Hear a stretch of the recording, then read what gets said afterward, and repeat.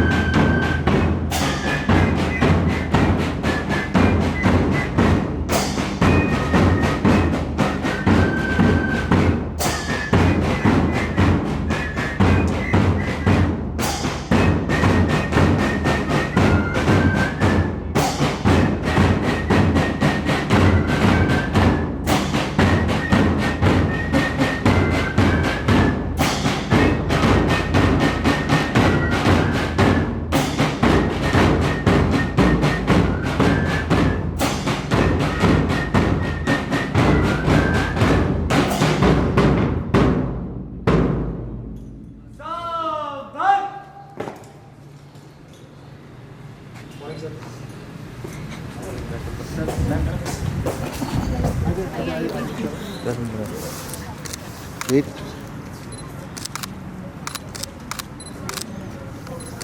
Thank you.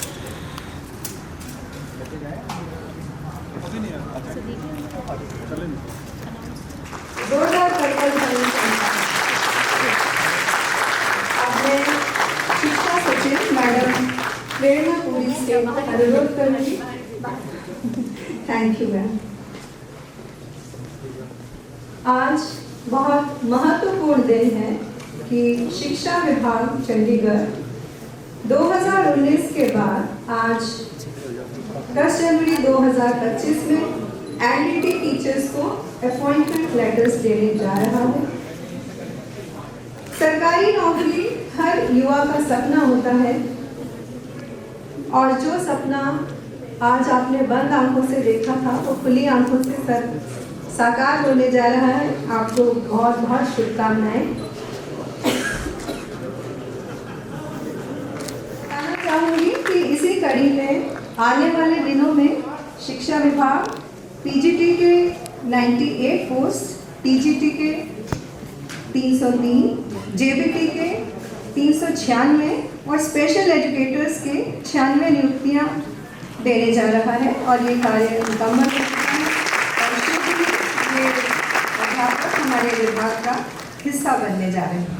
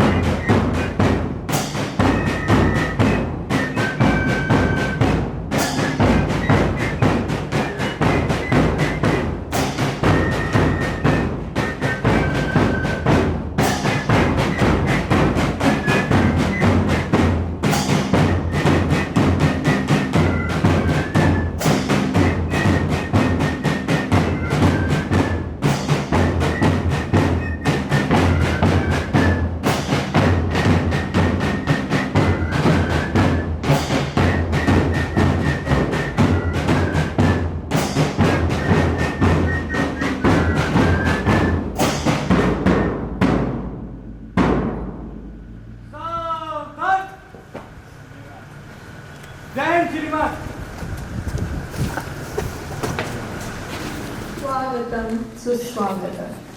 नमस्कार, अभिनंदन। हमारा अहोभाग्य है कि हमारे आज के मुख्य अतिथि गुलाबचंद कटारिया, राज्यपाल पंजाब एवं प्रशासन यूपी चंडीगढ़ हमारे बीच पहुंच चुके हैं। आपका हार्दिक स्वागत।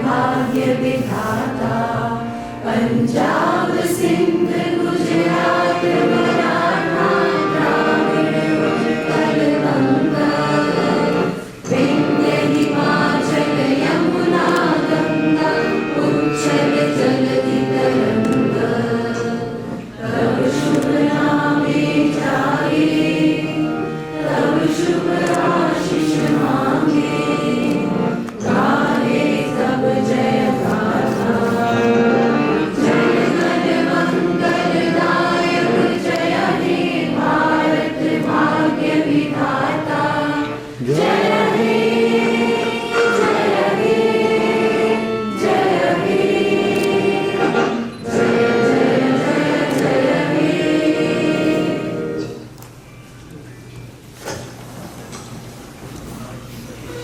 मैं भी माननीय राज्यपाल श्री गुलाबचंद कटारिया जी के हाथों, तो ये पल आपके जीवन में यादगार पल बनने जा रहा है, इसे सहेज कर रखिएगा।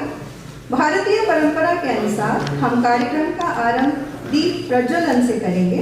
मैं मुख्य अतिथि माननीय गुलाबचंद कटारिया जी, राज्यपाल पंजाब एवं प्रशासक यूपी चंडीगढ़, मुख्य सचिव श्री राजीवम करोति कल्याणम आरोग्यम सुख संपदाम द्वेष बुद्धि विनाशाय आत्मज्योति नमोस्तुते आत्मज्योति प्रदीप्ताय ब्रह्म ज्योति नमोस्तुते ब्रह्म ज्योति प्रदीप्ताय गुरु ज्योति नमोस्तुते।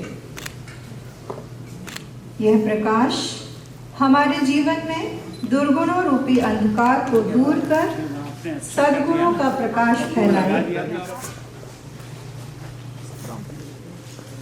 शिक्षा सचिव मैडम प्रेरणा पुरी से कि वे स्मृति चिन्ह मुख्य अतिथि महोदय को भेंट करें। हमारे ही एक बहुत ही कर्मठ एवं प्रतिभाशाली कला अध्यापक श्री विनोद अरोड़ा जी ने बनाया है। ये फूल आपको हमारी हमेशा याद दिलाते रहेंगे। अब मैं अनुरोध करूँगी स्मृति चिन्ह भेंट किया जाए। Thank you ma'am. शिक्षक बल्कि हर व्यक्ति ज्ञान प्राप्ति और मार्गदर्शन के लिए माँ सरस्वती से प्रार्थना करता है। आइए हम सब मिलकर करबद्ध हो माँ सरस्वती की वंदना करें। हे शारदे माँ, हे शारदे माँ।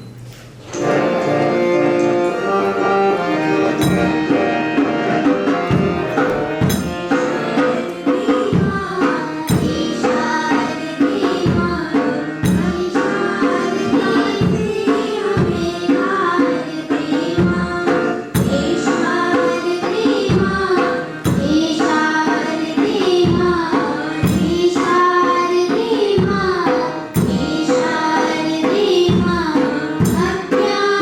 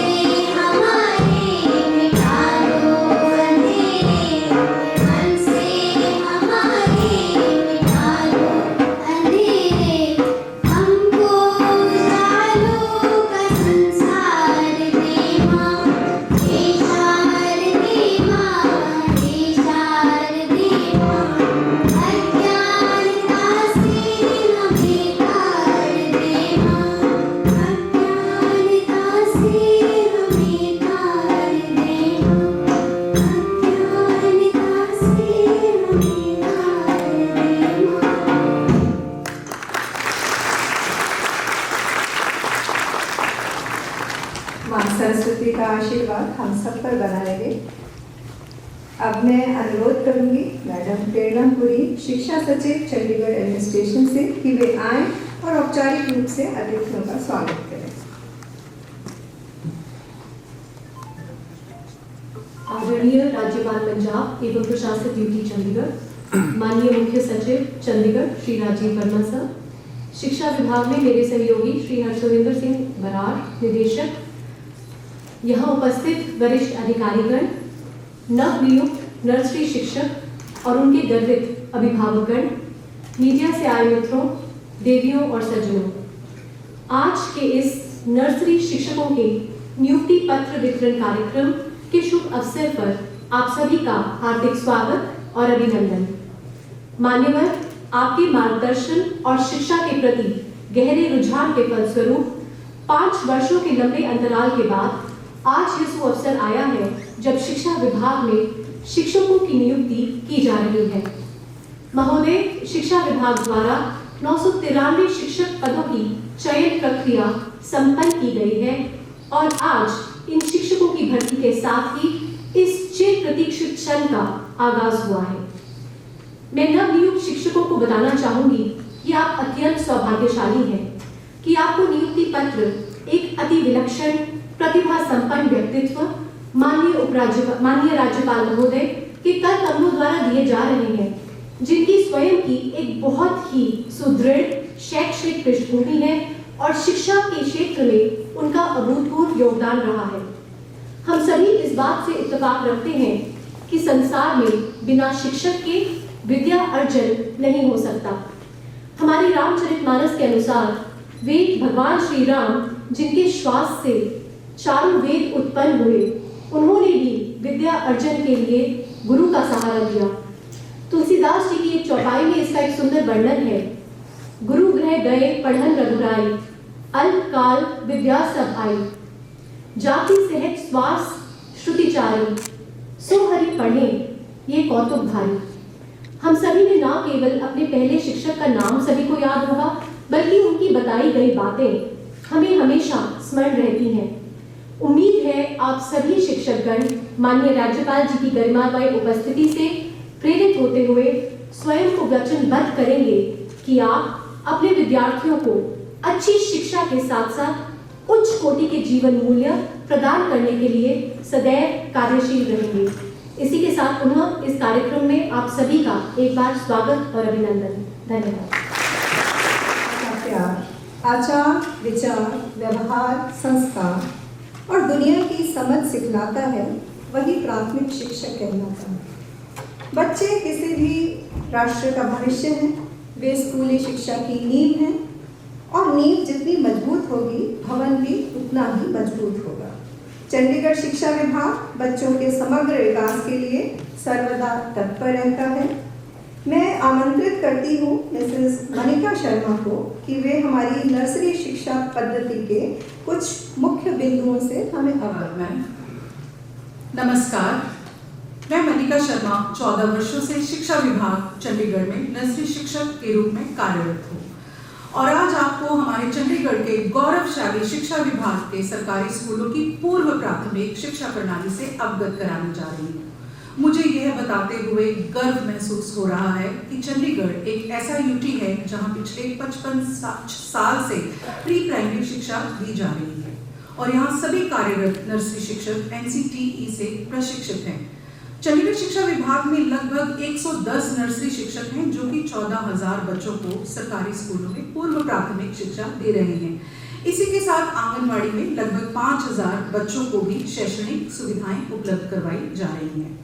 अगर हम एकेडमिक इनिशिएटिव्स की बात करें तो चंडीगढ़ ने राष्ट्रीय शिक्षा नीति 2020 के तहत प्री प्राइमरी को 3 स्तरों में बांटा है।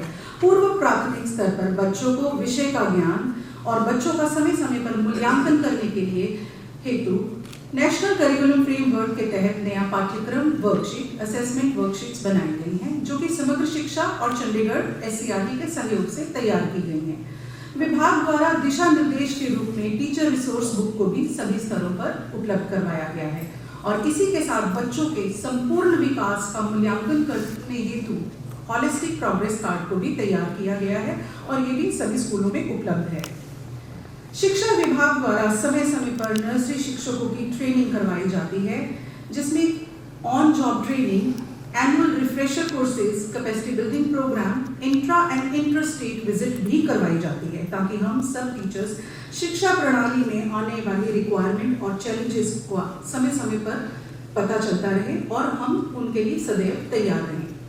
School twinning with anganwadi project के अंतर्गत पास के सरकारी स्कूलों के साथ आंगनवाड़ी केंद्र को जोड़ा गया है, जिसमें 3 से 6 साल के बच्चों को शिक्षा प्रदान करने के लिए ECCE इंटर्न और नर्सरी टीचर आंगनवाड़ी जाकर शैक्षिक सुविधाएं प्रदान करते हैं। बच्चे बिना तनाव की शिक्षा प्राप्त करें, इसके लिए आवश्यक है उनकी विद्यालय, कक्षाएं और अध्यापक उन्हें आकर्षित करें। बच्चों का पाठ्यक्रम मनोरंजक हो ताकि बच्चे नाचे गाएं और खेल खेलने सीखें। इसी को ध्यान में रखते हुए सरकार द्वारा पूर्व प्राथमिक कक्षाओं को बच्चों के अनुकूल बनाने का प्रयास किया गया है, जिसमें कक्षा को विभिन्न क्रिएटिव कॉर्नर्स में बांटा गया है, जैसे कि music corner, art corner, reading block, scribbling area, experimental area इत्यादि को शामिल किया गया है। सभी सरकारी स्कूलों में चाइल्ड फ्रेंडली फर्नीचर प्रोवाइड करवाया जा रहा है। सभी कक्षाएं बहुत ही कलरफुल और प्रिंट रिच इन्वायरमेंट से भरपूर हैं। बच्चों को बेस्ट एजुकेशनल मटेरियल और टॉय पेडागोजी को बढ़ावा देने के लिए तरह तरह की शिक्षा सामग्री प्रोवाइड करवाई जाती है। बच्चों के संपूर्ण विकास में आउटडोर प्ले एरिया बहुत ही महत्वपूर्ण स्थान रखता है। इसके लिए सभी बच्चों के लिए adventure park, sand pit, traffic area park, musical park इत्यादि जैसी कई सुविधाएं उपलब्ध करवाई गई हैं। एक स्वस्थ शरीर में ही स्वस्थ मस्तिष्क का विकास संभव है। इस सिद्धांत को प्राप्त करने हेतु विभाग द्वारा समय समय पर पोषण पखवाड़ा, स्वच्छता पखवाड़ा जैसे अभियान चलाए गए हैं, जिसमें बच्चों को PM पोषण के अंतर्गत पौष्टिक आहार के साथ साथ दूध भी उपलब्ध करवाया जाता है और मिलेट्स, अतिथि भोज जैसे अभियान बहुत ही सफलतापूर्वक चल रहे हैं। हम सभी के लिए ये बहुत ही गौरव की बात है कि हाल ही में हमारे शहर चंडीगढ़ शिक्षा विभाग के ECCE प्रोजेक्ट को PM अवार्ड के लिए नॉमिनेट किया गया और SIPS द्वारा ECCE project for implementation of national policy को इनोवेशन अवार्ड से सम्मानित किया गया। और अब मैं अपने आने वाले साथियों को यह संदेश देना चाहती हूँ, क्योंकि चंडीगढ़ में शिक्षा का स्तर अन्य राज्यों से काफी बेहतर है। हमारा शिक्षा विभाग यह आशा करता है कि हमारे नए साथीगण विभाग की उम्मीदों पर खरे उतरेंगे और शिक्षा के स्तर को केवल ना बनाए रखेंगे बल्कि और भी आगे लेके जाएंगे। धन्यवाद। धन्यवाद मनिका। किसी कवि ने कहा था, इन नन्हे नन्हे हाथों को चांद सितारे छूने दो, 4 किताबें पढ़ लेंगे तो हम जैसे हो जाएंगे। आज हमारी नर्सरी क्लासेस इतनी खूबसूरत है कि चांद सितारे क्लासरूम्स में आ गए हैं। कार्यक्रम को आगे बढ़ाने से पहले मुझे ये बताते हुए हर्ष हो रहा है कि हमारे government model senior secondary school sector 10 की कक्षा 9 की विद्यार्थी गुंजन फेंसिंग में नेशनल लेवल पर गोल्ड मेडल लाई है और कल टीम इंडिया में उन्हें चयनित किया गया है और भारत का कुवैत में रिप्रेजेंटेशन करेगी। एक बार फिर से अब वो पल आ गया है जिसकी आप सभी को प्रतीक्षा थी। अब मैं माननीय गुलाबचंद कटारिया जी, राज्यपाल पंजाब एवं प्रशासक चंडीगढ़ से अनुरोध करती हूँ कि वे नवनियुक्त नर्सरी टीचर्स को नियुक्ति पत्र प्रदान करें। रीना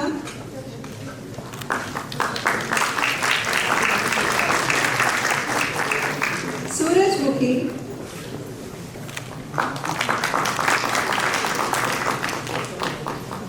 आस्था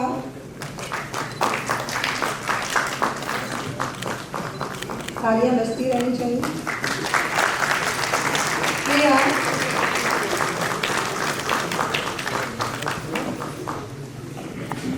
नेहा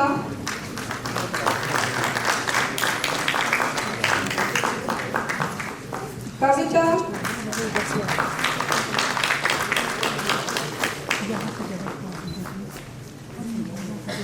सिमरनजोत कौर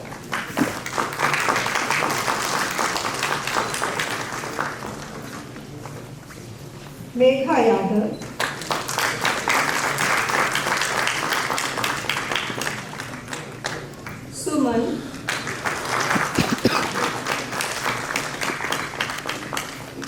नेहा, मंजू,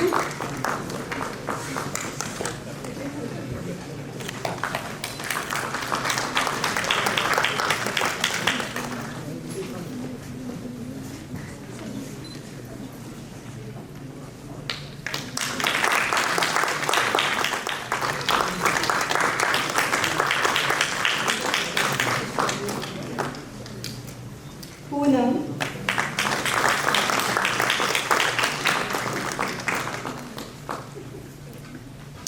मुकेश चौधरी,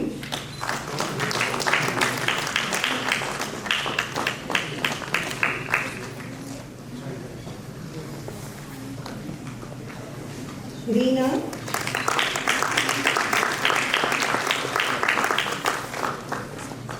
कुमारी पूजा,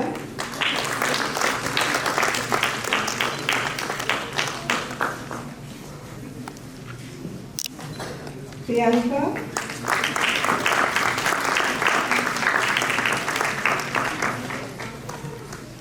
रूपाली,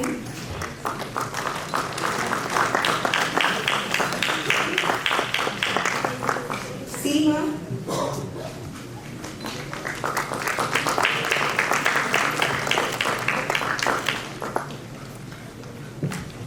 बंटी,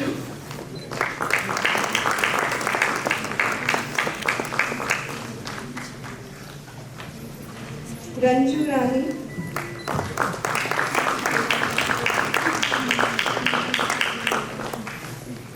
पंकुरी शर्मा,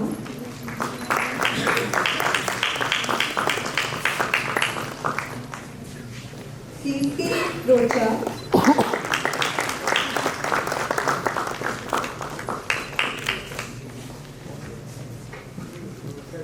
प्रियंका,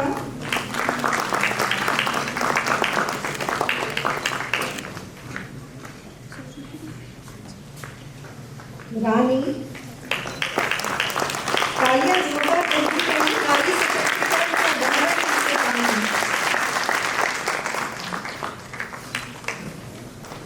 खुशी,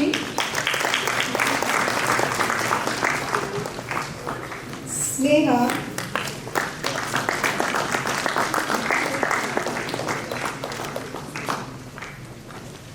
प्रियंका,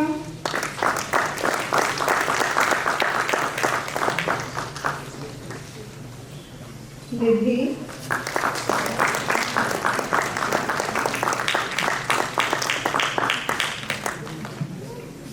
अंशु,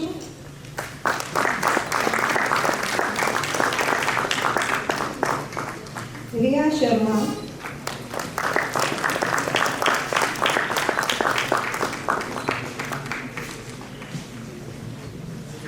सुवर्चा,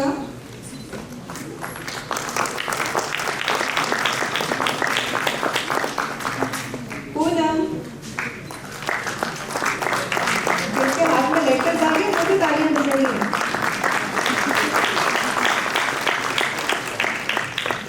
अनीशा कुमारी,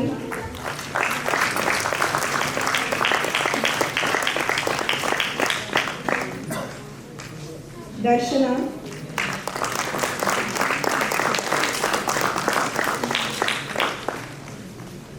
मनीष,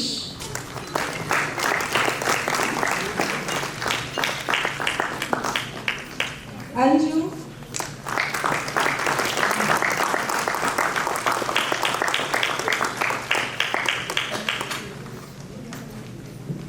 नेहा,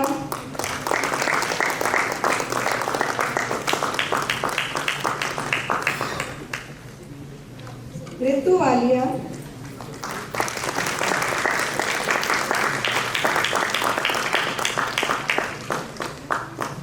पूजा,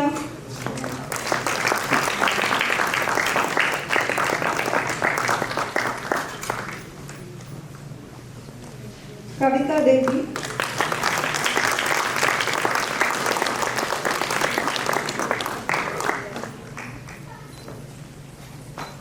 नीतू रानी,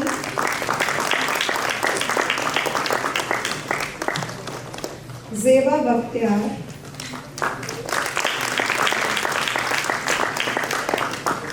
पूजा,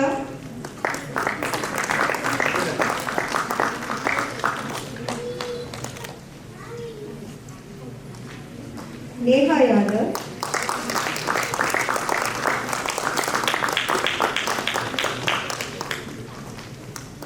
रेणु बाला,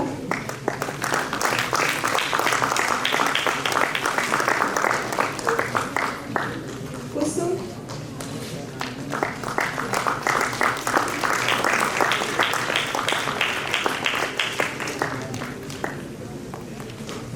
निकिता गुज्जर,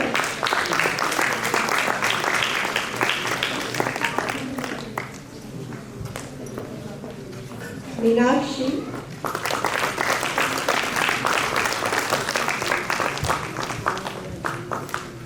पूनम रानी,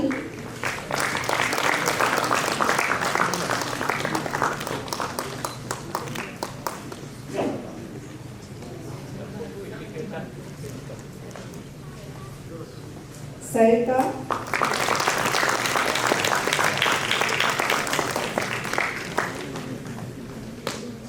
अरविंद प्रकाश, अब्दुल्ला तालिबा,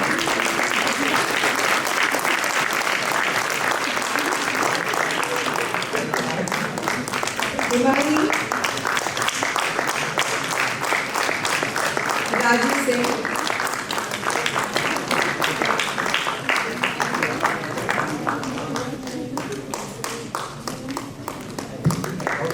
मुक्ता रानी,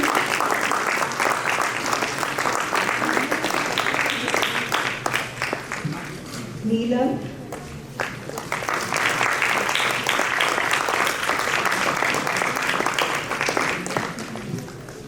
रितिका,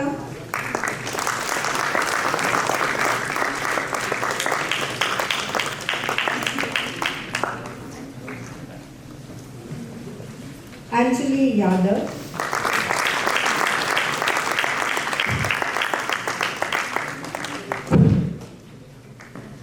नीरू बाला।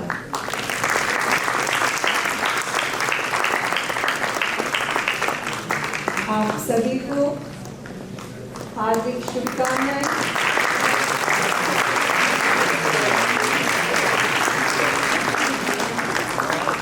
नारी सशक्तिकरण का एक बहुत बड़ा उदाहरण आपके सामने है। नारी एक सशक्त नारी। आपने माननीय राज्यपाल महोदय से अनुरोध करूंगी कि वे सभा को संबोधित करें, कुछ आशीर्वचन करें। शिक्षा के क्षेत्र में और विशेष करके नर्सरी स्कूल के अध्यापकों के चयन और उनका नियुक्ति पत्र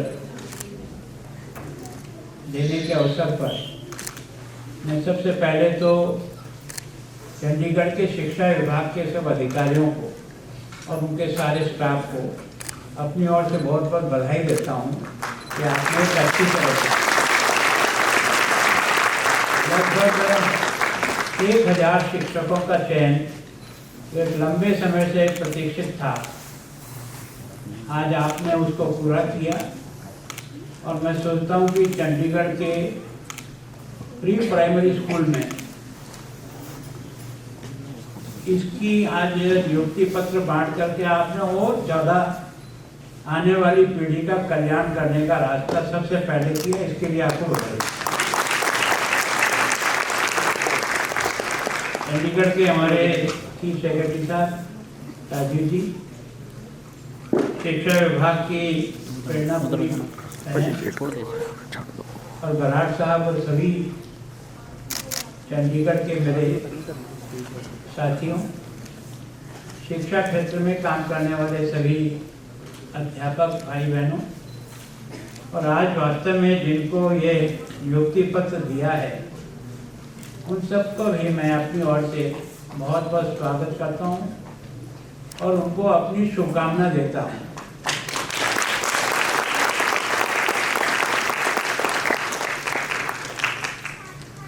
इस देश में सबसे ज़्यादा महत्व अगर किसी को भगवान के बाद दिया जाता है वो गुरु को दिया जाता है। इस देश के भगवान राम से लेकर के अब तक जितने भी इस देश के उद्धारक हुए हैं उन सब का निर्माण किसी न किसी ने गुरु ने किया है। इसका मतलब गुरु में इतनी ताकत है कि वो जैसा चाहे वैसा समाज को बना सकता है। अगर चाणक्य नहीं होता, चंद्रगुप्त नहीं होता, तो चाणक्य नहीं बन सकता। उस समय की चुनौतियों का मुकाबला करने के लिए एक गुरु ने अपनी शाखा खोल करके प्रतिज्ञा की थी। और आप जानते हो कि जब प्रतिज्ञा करते हैं तो केवल मन से नहीं करते, पूरे दिल और दिमाग से करते हैं कि इसकी पूर्ति करूंगा। और जब अच्छा सोच करके कोई काम शुरू करता है तो ऊपर कोई एक अदृश्य शक्ति है, वो उसकी मदद करती है। और मैं सोचता हूँ कि मुझे अपने उन गुरुओं का नाम शायद नहीं याद होगा, और जितने मुझे को पहली बार पार्टी और बर्तन पकड़ना सिखाया वो आज भी मुझे याद है। तो वास्तव में ये जो छोटे बच्चे, नर्सरी के जो बच्चे आपके पास आते हैं, ये जिंदगी भर तक आपको याद रखेंगे। कॉलेज के प्रोफेसर को भूल जाएंगे, बाकी लोगों को भूल सकते हैं, और जिन्होंने अपने को प्रारंभ में, कारण ये कि वो केवल पढ़ाता नहीं है, वो सब हमारी कमियों को घिस घिस करके सीख करता है, हर छोटी मोटी चीज का भी ध्यान रखता है, और इसलिए उसका महत्व जीवन में सबसे ज्यादा हो जाता है। अब आपको ये जो जिम्मेदारी दे रहे हैं, बहुत प्रसन्नता हुई कि आज जिनको भी हमने नर्सरी में नियुक्ति पत्र दी उसमें बच्चे केवल 2 ही हैं, बाकी सब बहनें हैं।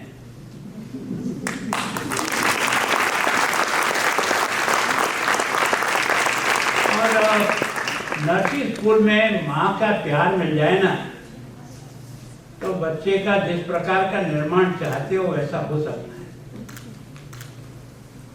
क्योंकि आप एक गुरु भी हैं, एक माँ भी है। अगर किसी व्यक्ति के निर्माण में सबसे पहला शिक्षक कोई होता है तो उसकी माँ होती है।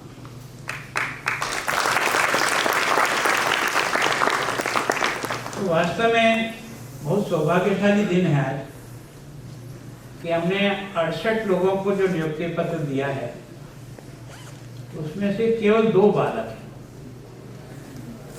इसका मतलब आपको मुझे समझ में आ रही है कि बुद्धि की दृष्टि से कोई महिलाएं कमजोर नहीं है, हमने उनका उपयोग नहीं किया। अगर हम उनका उपयोग करें और दोनों पहिए मजबूती से अगर देश को दौड़ाएं तो देश बहुत आगे निकल सकता है, उसकी क्षमता उसमें है। ये काम आपको दिया है, और मैं सोचता हूं कि बच्चे का प्रारंभ जैसा बनेगा ना, मेरी प्रार्थना आप सबसे, कम से कम ये जो नर्सरी के स्कूल हैं, इनमें आप शिक्षक की भी जो ड्रेस आपको ठीक लगती है 1, 2, 3 वो करें, ताकि कोई भेद नहीं दिखे। छोटे बच्चों के मन में सबसे पहली कमजोरी अगर कहीं आती है कि एक बच्चा रोज नए नए कपड़े पहन के आता है, और एक किसी सामान्य परिवार का बच्चा है, उसकी यही 2 ड्रेस है जो स्कूल से आता है, तो रोजाना वो जब चमकीली ड्रेस देखता होगा तो उस छोटे से मन में कुछ न कुछ विचार जोड़ते होंगे कि ये इसके कपड़े अच्छे हैं, मेरे माता पिता मुझे क्यों नहीं पहनाते हैं। वो ये नहीं जानता है कि दोनों की जमीन आसमान का अंतर है आय में। और इसलिए वास्तव में प्रारंभिक स्कूल में, मैं तो जब शिक्षा मंत्री बना था राजस्थान में 94 में, मैंने सबसे पहला परिवर्तन ये किया कि कोई नहीं पहचाने सेठ का लड़का है कि ये किसी गरीब का लड़का है, सबको एक रंग में रख दिया।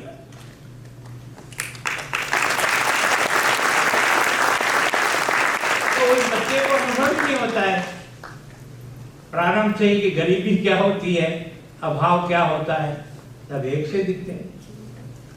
वैसे ही प्राथमिक स्कूल और कुछ तक आप अध्यापकों को भी एक ही ड्रेस में लाना। ताकि भिन्नता नहीं दिखे। वो जैसा आप पसंद करो, पंजाब की कल्चर के अनुसार जो आपको ठीक लगे वो करिए, लेकिन सामान्यतः करिए। फिर क्या है कि प्रारंभिक बच्चा किताब का ज्ञान का ज़्यादा आपसे उम्मीद नहीं करता है।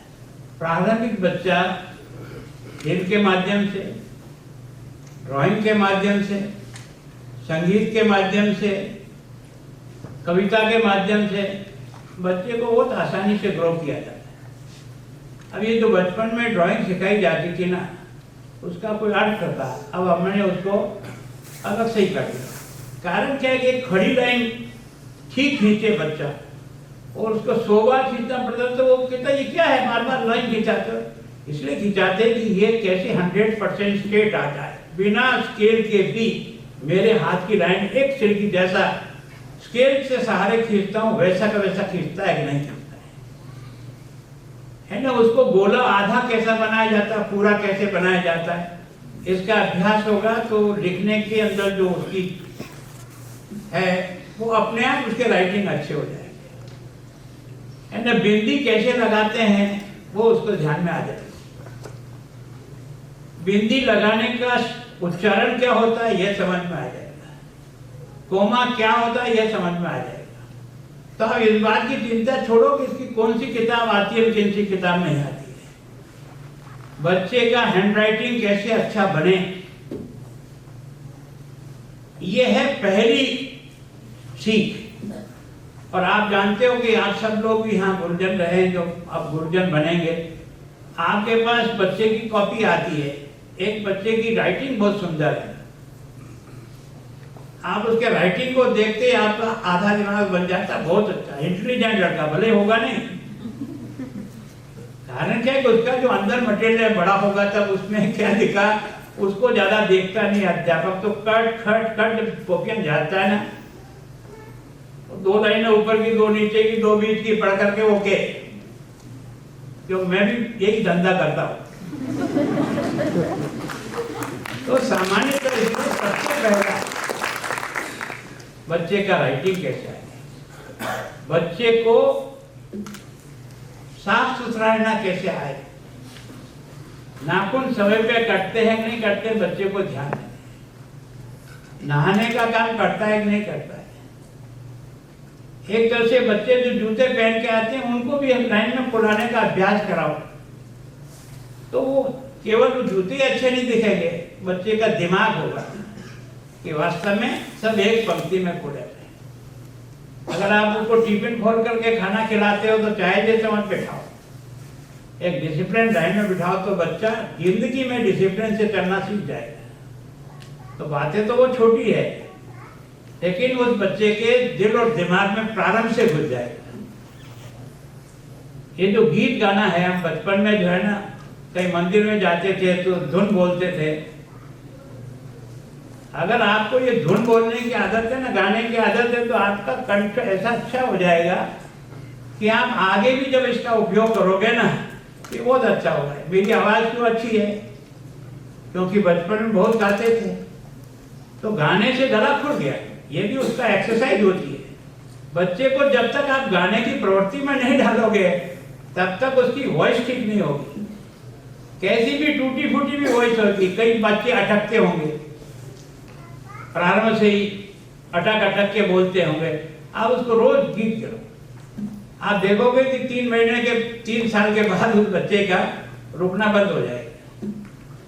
तो ये जो चीजें हैं प्रारंभिक, बच्चे में कहानी सुनाओ, कुछ अच्छी बातें बताने का प्रयास करो और बच्चे को प्रेम से समझाओ। अगर बच्चा कमजोर भी है तो थप्पड़ मारने से बच्चे को वो पकड़ नहीं आएगी।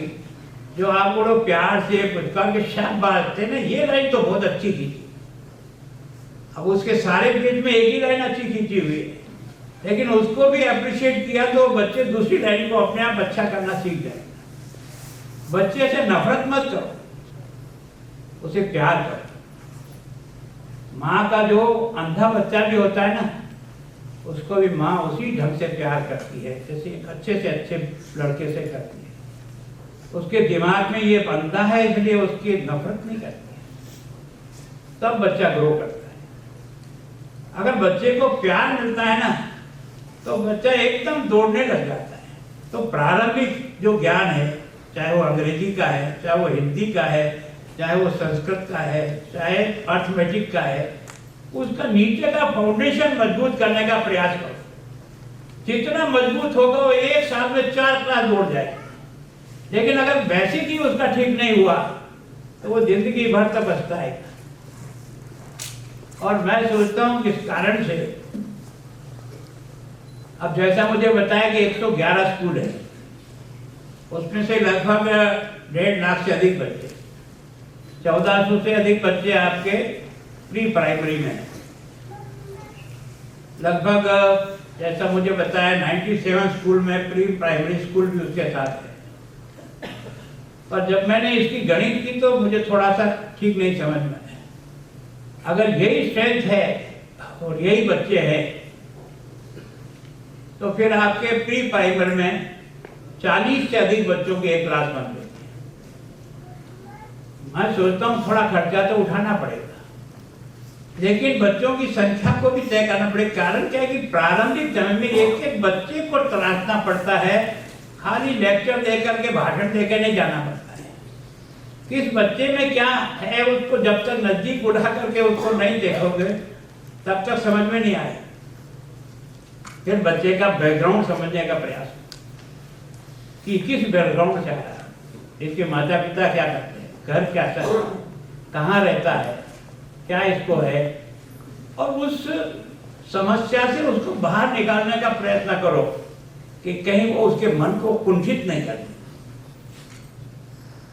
मैं सोचता हूँ कि प्रारंभ में जो बच्चा 2 साल का 3 साल का होता है उससे कुछ दुनिया में कोई आदमी नहीं होता है, चाहे वो किसी भी घर में पैदा हो तो उसका चेहरा बहुत खुश रहता मस्त आता है। जैसे जैसे उम्र होती है वो परिस्थितियों के कारण से डाउन होता जाता है, उसको निकालने का काम केवल गुरु कर सकता है। उसको ये सुनाओ कि तुम्हारे जैसे तुम्हें तो कुछ नहीं है, लोगों ने तो इससे भी बड़ी बड़ी आफत में से अपना रास्ता बनाया है। तो आफत तो व्यक्ति को तराशता है, आफत कभी आदमी को डराता और नीचे नहीं गिराता है। आफत से लड़ने की ताकत पैदा करने का प्रयास करना पड़ता है, तब वो आफत से लड़ सकता है। तो मैं सोचता हूँ बहुत इंपॉर्टेंट काम है आपके पास। भगवान के लिए मकान बड़ा नहीं होगा, गाड़ी बड़ी नहीं होगी, कपड़े भी रंग बिरंगे नहीं होंगे, पर गुरु को जो सम्मान मिलता है दुनिया में कोई बड़ा से बड़ा राष्ट्राध्यक्ष भी वो सम्मान प्राप्त नहीं कर सकता है जो गुरु को मिलता है। और आज भी अगर अब्दुल कलाम आजाद बोलता है तो अपने गुरु का ही एहसान बोलता है, और गुरु का कैसा आदर्श होता है। जब तक आप में आदर्श नहीं होगा, गुण नहीं होंगे, आप बच्चे में डाल ही नहीं सकते। अगर आपको कोई व्यसन है तो इसको तिलांजलि देना पड़ेगा आज की नियुक्ति पत्री के साथ। चाहे आप गुटखा भी खाते हो, चाहे और कुछ भी चीज भी खाते हो, तो भी आपको फेंकना पड़ेगा। बच्चे को अगर उससे रोकना है तो पहले हमको रोकना पड़ेगा। जैसा हम बोलेंगे स्कूल में वैसा बच्चा सीखेगा। कई बार हम एक अध्यापक से दूसरा अध्यापक टकरा जाता है, फिर उसे ध्यान नहीं रहता है कि मैं कहाँ खड़ा हूं। जहां मैं खड़ा हूं ये छोटे छोटे नन्हे पौधे खड़े हैं, ये मेरी बात को सुनकर के क्या महसूस करेंगे और क्या सीखेंगे। मेरा फर्ज है कि अगर गुस्सा भी आता तो पी जाओ, लेकिन वो स्थान कुछ बोलने का नहीं होता है। तो मैं सोचता हूं कि बहुत कुछ किया जा सकता है। बहुत भाग्यशाली आदमी है। गुरु वो होता है जो निरंतर पढ़ता है। ये केवल डिग्री लेकर तनख्वाह लेने का मशीन बन गया ना तो फिर तुम मशीन जरूर रहोगे पर गुरु नहीं रह सकते। गुरु तो तभी रहेगा जब वो निरंतर पढ़ता रहेगा, अपने ज्ञान की वृद्धि करता रहेगा, उसको हर चीज सीखने की आदत बनेगी, तब जाकर करेगा। ये आपने बताया ना कि इतने जो हमने अलग अलग बताया कि भाई बच्चे को जो है ना खेल के मैदान से भी जोड़ो, जमीन से भी जोड़ो, ताकि बच्चा जमीन से प्यार करना भी सीखे। नहीं तो कई बच्चे तो जमीन पर धूल लगने से यूं झटकते हैं। इस मिट्टी ने हमें पैदा करके बड़ा किया, उससे नफरत करोगे तो जिंदगी में आगे नहीं बढ़ सकते।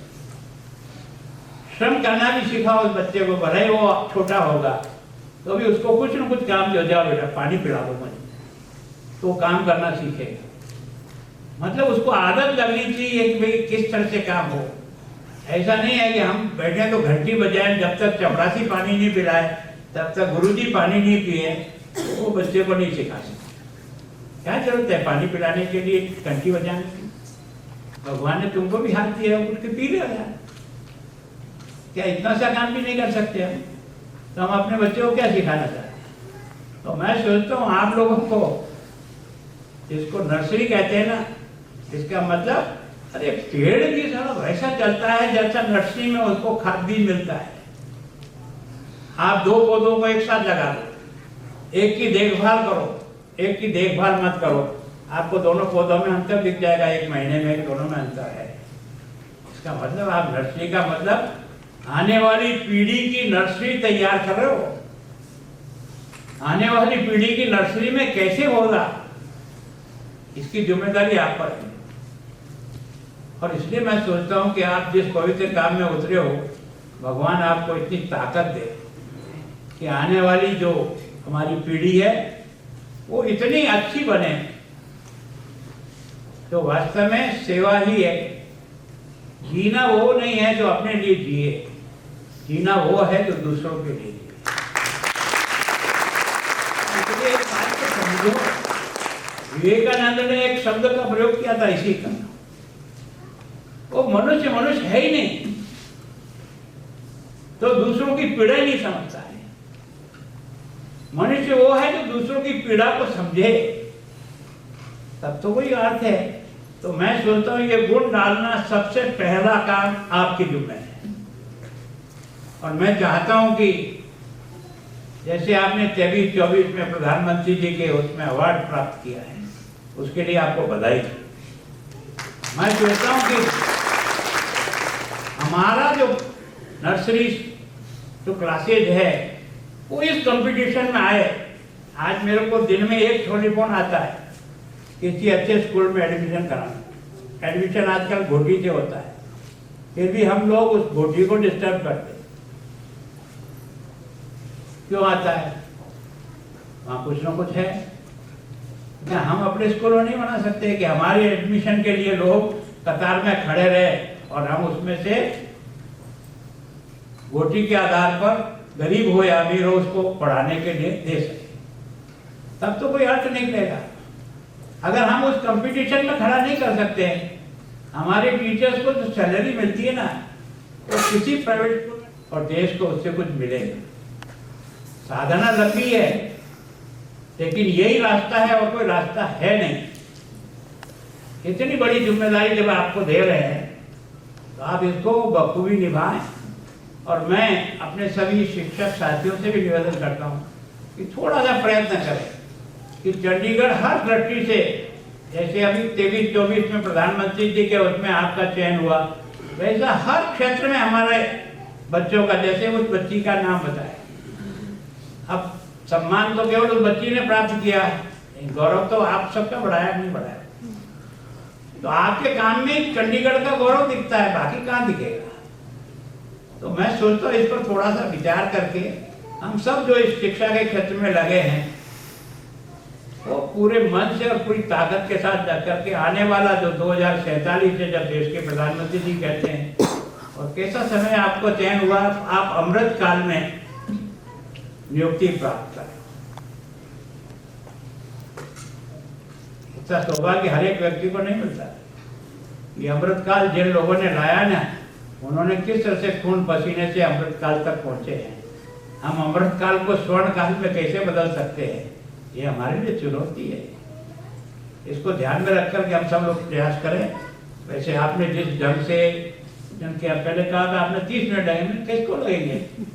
मैं 550 बच्चों का सम्मान कराता हूँ जो 10वीं और 12वीं के बोर्ड में 85 और 90% से अधिक लेके आते हैं, सरकारी स्कूल का केवल, क्योंकि वहाँ सामान्य का बच्चा जाता है। लेकिन आपको सुनकर आश्चर्य होगा कि सरकारी स्कूल में, गांव के स्कूल ने 98% एक बच्ची लेकर के उसमें सम्मानित हुई। 98 मतलब टैलेंट कहीं ऐसा गायब नहीं हुआ है। टैलेंट को निखारने के लिए प्रयत्न करना, तब जाकर के उसमें से निकलता है। तो मैं सोचता हूँ आप सबको मेरी ओर से शुभकामना, प्रभु की ओर से आप सबको शुभकामना, पूरे मन से, ईमानदारी से, और अपने जीवन को अच्छा बनाओ और अपने बच्चे जो आते हैं उनको अच्छा बनाओ। धन्यवाद। हम विश्वास दिलाते हैं कि आपके ये आशीर्वाद वचन, ये प्रेरणादायी वचन हम सबके जीवन में मील के पत्थर साबित होंगे। अब मैं शिक्षा विभाग की तरफ से धन्यवाद करना चाहूँगी हमारे मुख्य अतिथि माननीय राज्यपाल गुलाब चंद कटारिया जी का, मुख्य सचिव श्री राजीव वर्मा जी का, जिन्होंने अपनी व्यस्तता से कुछ क्षण हमारे लिए निकाले और कार्यक्रम की शोभा बढ़ाई। मैं धन्यवाद करना चाहूँगी चंडीगढ़ प्रशासन के सभी गणमान्य अधिकारियों का, शिक्षा सचिव मैडम रेणापुरी का और चंडीगढ़ शिक्षा विभाग के सभी पदाधिकारियों का, जिनके अथक प्रयासों से ये कार्यक्रम सफल हुआ। धन्यवाद देना चाहूँगी सभा में उपस्थित सभी अभिभावकों का, शिक्षकों, छात्रों, मीडिया कर्मियों का और सभी सहयोगियों का, जिनकी उपस्थिति हमारे लिए महत्वपूर्ण रही। अब मैं आप सभी से अनुरोध करूंगी कि राष्ट्रीय गान के लिए खड़े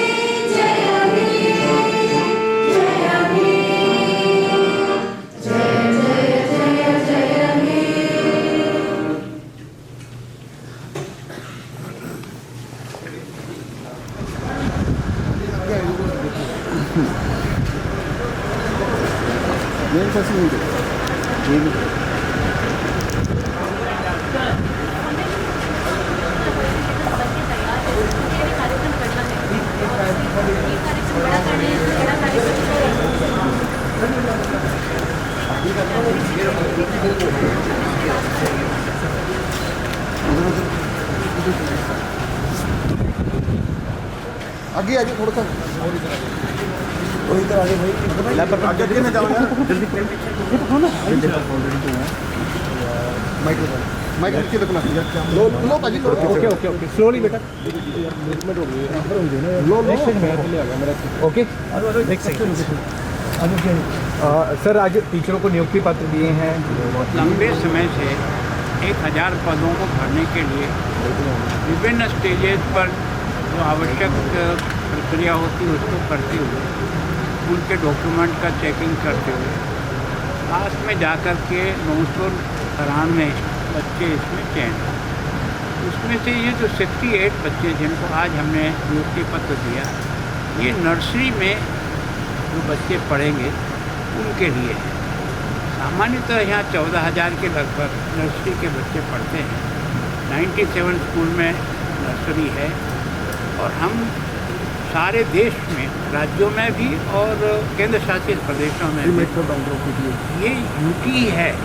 जितने प्री प्राइमरी स्कूल का जो कंसेप्ट 2020 की शिक्षा नीति में है उसको 100% लागू कर दिया और हमारा जो पहला स्थान बना है प्रधानमंत्री की नीति में वो इसी कारण से हुआ। आज हमने 68 लोगों को जो उसमें चयन हुए थे उनको नियुक्ति पत्र दिया है, ताकि नियुक्ति पत्र के लिए भी कई बार भटकना पड़ता है, कई बार बार आग्रह करना पड़ता है, तब वो नियुक्ति पत्र उसके हाथ तक पहुंचता है। आज हमने प्रयत्न किया कि सारा काम प्रोसेस पूरा कर लो, एक साथ सबको नियुक्ति पत्र दे दो। तो अभी हमने केवल 68 दी है, बाकी को भी वेरिफिकेशन करके हम कोशिश करेंगे 1 दिन में या 2 दिन में सारे ही बच्चों को नियुक्ति पत्र एक साथ एक सर टीचरों के लिए आपने स्पेशली ड्रेस कोड की बात की है, ये बात अलग है। देखो क्या है कि मैं सोचता हूँ कि बच्चे के मन में अलग अलग परिवार और बैकग्राउंड से बच्चे आते हैं।